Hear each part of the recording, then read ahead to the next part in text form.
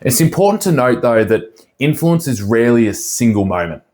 It is a sequence of conversations, signals, and tests of alignment. As a counsellor, I saw how much shaping occurred before items ever reached a formal agenda. As an officer, I experienced the frustration of late objections that appeared sudden but were actually predictable. Leaders who gain traction pay attention to where conversations are happening, when concerns are voiced, and when alignment is tested informally. This is not manipulation.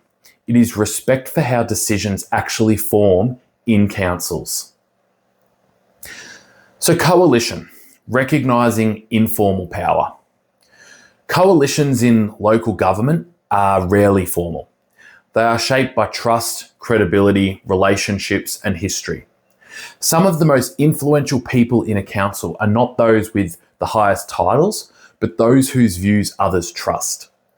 These people interpret decisions, shape narratives, and quietly enable or block progress. So you can do a coalition health check here. Ask yourself, who interprets this decision for others? Who could quietly slow this down? But also, who could accelerate it if they were aligned? Formal approval without these is fragile. So this will help you, because doing this helps you as a leader reflect on the importance of relational work without it being done with a strong political lens. You often see influence break down when leaders rely solely on hierarchy and ignore informal power. Effective leaders take the time to understand who really matters for a piece of work to move forward. A bit of a word of warning here. This does not mean bypassing governance. It means recognizing that formal approval is not the same as genuine alignment. So, alignment before momentum. One of the most common mistakes I see is leaders trying to build momentum before alignment exists. Something you can do is an alignment checkpoint. Before pushing for momentum, confirm that the purpose is agreed, constraints are explicit, decision boundaries are known, and success criteria are shaped. So this will help you because it provides you with a concrete pause point. So what does it look like when leaders jump the gun on building momentum before alignment? This often looks like a false start, busy activity and early optimism.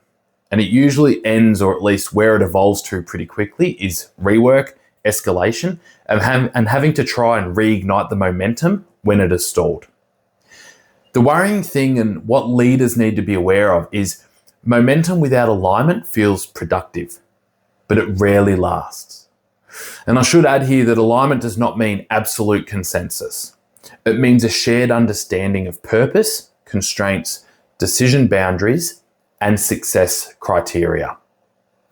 When alignment is weak, momentum collapses. Mistaking activity for traction. High activity is not the same as progress. Meetings, reports, action lists can create the appearance of movement without delivering real outcomes. Warning signs include meetings without clear decisions, actions that repeatedly return for approval, work that is nearly finished for months, and quiet resistance rather than open disagreement. These are not effort problems. They are system signals.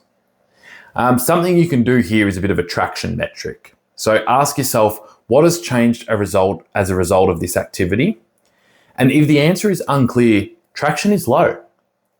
This will help you and your teams because it shifts your focus from output to impact.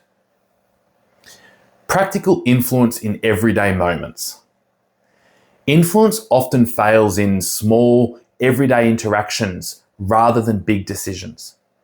When priorities keep shifting, asking, what would we pause if this became the priority, is more effective than demanding clarity. When told to just get it done, asking what outcome matters most if trade-offs are required, surfaces reality without escalating. When another team is passive but blocking, asking what would need to be true for you to actively support this invites engagement rather than defensiveness. These shifts in language matter because they address the alignment rather than the effort.